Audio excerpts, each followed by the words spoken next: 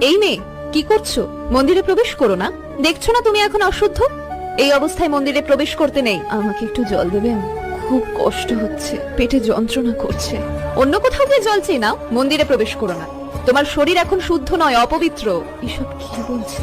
যেই সতীচ্ছেদ হতে সমস্ত বিশ্ব সংসার সৃষ্টি, যে অঙ্গ প্রত্যেক নারীর গর্ব হওয়া উচিত, যে ঋতুস্রাব একটি মেয়ের মাতৃত্বের স্বাদ পাওয়াকে চিহ্নিত করে, তা কি করে অপবিত্র অসুচি হতে পারে? তর্ক করো না, মন্দির পরিত্যাগ করো এই মুহূর্তে।